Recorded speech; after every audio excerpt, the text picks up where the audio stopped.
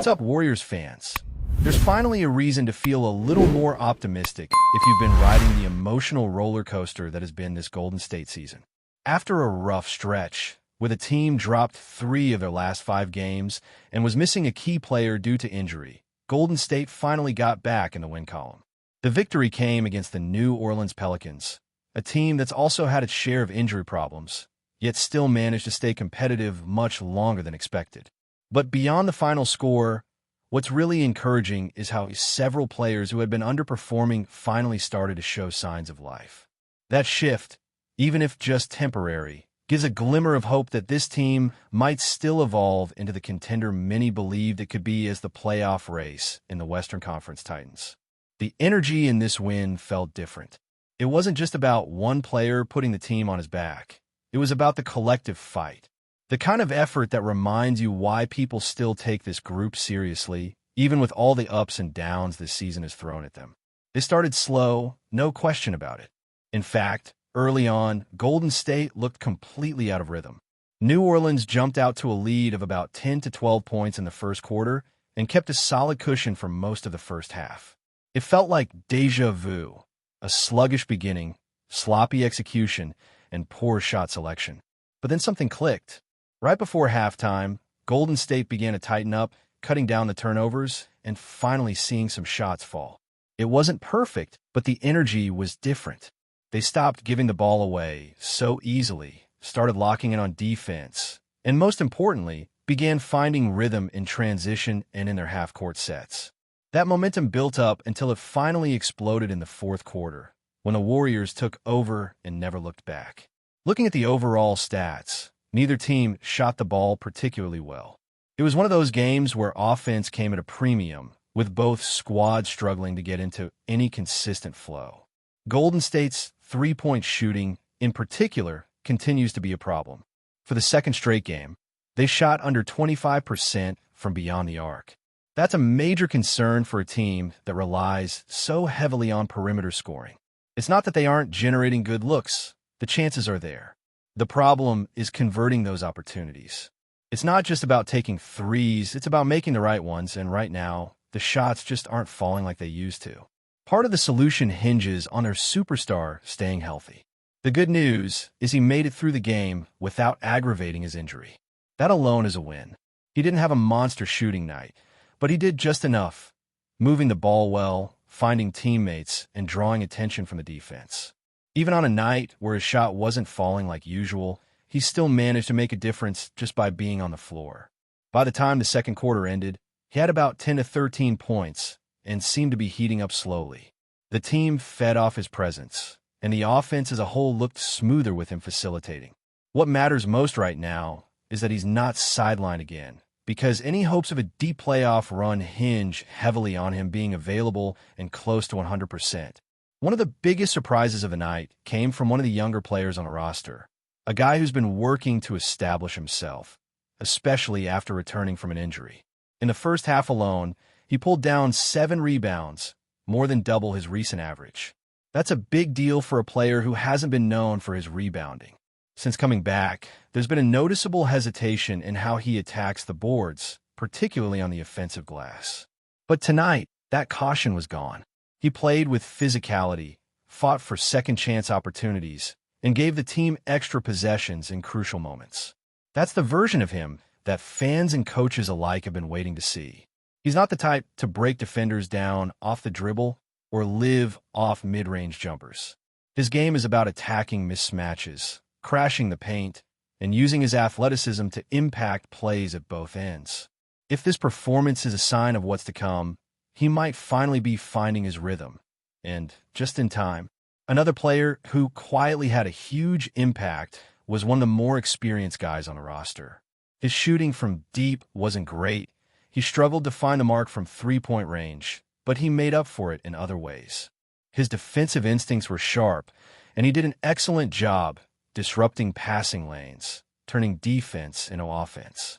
That's always been his trademark, the ability to create opportunities from chaos. He's not the same volume scorer he used to be, and the team isn't asking him to be. What matters now is that he's doing the little things, the tough plays, the the hustle that doesn't always show up in the box score. Come playoff time, though, his scoring might need to increase, especially in tight matchups, but for now, he's playing his role exactly how the team needs. There was a moment that caught some attention when another key player picked up a technical foul and was ejected from a game. That's rare nowadays, and while it was a strange sequence, it's hard to question his effort. He battled all night, made life difficult for the opposing scorers, and once again showed why he's in the conversation for Defensive Player of the Year. His presence on the floor forces mistakes from the other team. And even though his shot wasn't falling, particularly from three, his impact was felt on every defensive possession. Sometimes that kind of grit and grind can be just as valuable as a high-scoring performance. As the game wore on, other players began to step up. One young guard, still early in his career, showed no hesitation from deep. He attempted 9 three-pointers and nailed 3 of them. That's not elite efficiency, but it's not bad either, especially for someone who's still finding his role in the rotation. More importantly, he stretched the floor, giving the team spacing that they desperately needed.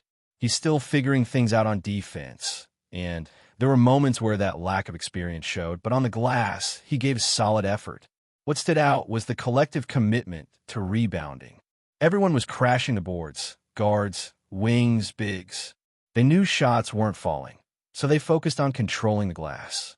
One of the big men, who hasn't always been known for his shooting touch, contributed by hitting a couple of quick jumpers and setting strong screens. He's still raw defensively, but that's to be expected at this stage. What matters is he's showing he belongs and is doing the work. Then came one of the highlight moments of the night, a huge dunk off an offensive rebound. It came from a player who doesn't always get the spotlight, but that play lit a spark. Not long after, another teammate hit a tough 3 early in the shot clock, breaking the offensive drought and helping to jumpstart the scoring. That kind of shot can swing momentum, and in a tight game, it matters. He went 2 for 6 from deep, which isn't eye-popping, but in a game where most players hovered around 33% from 3, that's enough to tilt the balance. Another player had what might have been his best stretch in weeks. He nailed a 3, then came up with a steal, drove coast to coast, got fouled, and completed a 4-point play. That's the kind of sequence that turns games around and reminds everyone why he's on the floor. Later, he came back in the fourth quarter and dominated the offensive glass, pulling down 3 or 4 offensive rebounds in just a few minutes. That's what he brings: hustle, energy, and those tough, gritty plays that shift the outcome of close games. You don't always see in the box score, but the team feels it. He screens, rebounds, defends, and brings intensity. Even players who struggled to score found ways to contribute. One of the wings didn't have his best shooting night, hitting only 4 of 11 attempts and just 1 of 7 from 3. Still, he added 6 rebounds and was more engaged defensively. Another teammate, often compared to a more famous star, chipped in 7 points and 1 rebound. He had a hard time finding rhythm from deep, but his defense stood out. He may not be the best on-ball defender just yet, but he's strong and help defense and has the potential to slow down elite scorers. With the playoffs coming, he's going to be tested, especially against the top offensive threats in the West.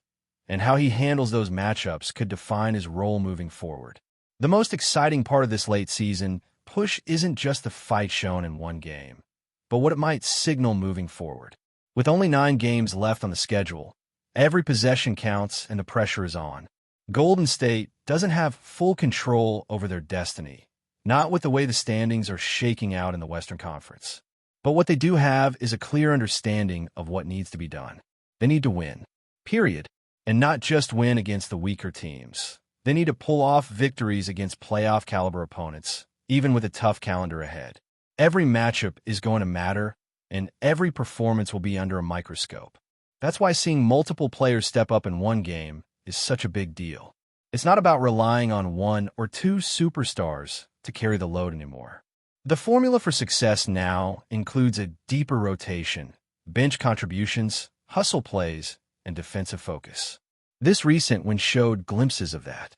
The rebounding effort came from everyone. The hustle wasn't limited to the veterans. Even the younger guys, some still getting their footing in the league, showed they understood the moment. They boxed out, chased down loose balls, and fought for extra possessions like the season depended on it. Because in many ways it does. One of the biggest hurdles for this team throughout the year has been consistency. One night, they look like contenders, fastball movement, lethal shooting, and elite defensive rotations. The next, they can barely put together 2 good quarters. That up-and-down nature has been the biggest frustration for fans, coaches, and probably even the players themselves. But now, with the margin for error shrinking, we're starting to see urgency kick in. And that's why this stretch run could be the most telling part of the season. The big question now is, where will they land in the playoff picture? Right now, they're sitting in 7th, which puts them in the play-in scenario. It's not ideal, especially for a team with championship DNA. They'd much rather lock in a guaranteed playoff spot, avoiding the unpredictability of the play-in tournament. But to make that happen, they need to climb. That means stringing together wins, hoping for a few losses from the teams ahead of them, and staying locked in every single night. The intensity has to be playoff level from here on out, because one slip-up could mean falling even further. But here's the silver lining. When this team locks in, they're still dangerous. The veteran leadership, the championship experience, the ability to tighten up in big moments, it's all still there. What they've been missing is consistency, health, and rhythm. If they can get those 3 things to align, even just for the next few weeks, they'll be a nightmare matchup for anyone in the West. And maybe that's why this last performance felt so important. It wasn't just a win, it was a reminder of their identity. The defense, the ball movement, the clutch rebounding, that's what made them great, and that's what they need to tap into again. Of course, none of this guarantees anything. The road ahead is still full of challenges, and the standings are tight.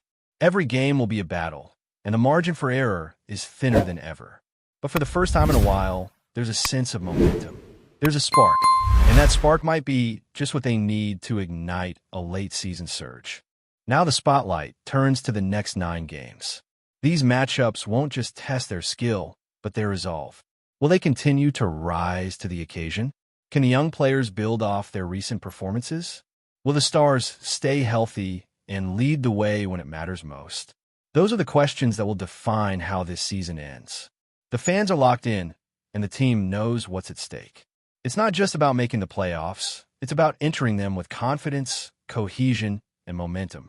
If they can do that, then all the early season struggles, all the inconsistencies, all the doubts, they'll all fade into the background. What will matter is the now, the next possession, the next quarter, the next game. So, what do you think, Warriors Nation? Can this team make the leap in the standings and avoid the play-in? Can they catch fire at just the right moment and remind the league what they're capable of? With the clock ticking and the race heating up, now's the time to believe, or to brace for what comes next. Either way, the ride is far from over. Before we continue, make sure to leave a like and subscribe to the channel so you won't miss any exclusive Dubs updates. Let's keep going. The NBA rumors are swirling, and fans of the Golden State Warriors might want to brace themselves for a thrilling possibility. Elfrid Payton Jr., a versatile point guard known for his defensive prowess and playmaking skills, could be making his way to the Bay Area. The question on everyone's minds, could Payton be the missing piece the Warriors need to strengthen their bench and backcourt depth? Payton's journey through the NBA has been anything but ordinary. Drafted in 2014 by the Philadelphia 76ers and traded to the Orlando Magic, he has since become a well-traveled player. From solid starts in New Orleans to brief stints with teams like Charlotte and Birmingham, Payton's skill set has never been in question. His defensive ability, particularly on the ball, could be a key asset for a Warriors team known for their high-scoring offense, but sometimes lacking in defensive consistency. In his most recent run with the New Orleans Pelicans, Payton showed flashes of brilliance, recording a career-high 21 assists in a game, but has struggled to find a long-term fit with a consistent roster. Now, the Warriors may offer him a chance to showcase his talents in a more established environment.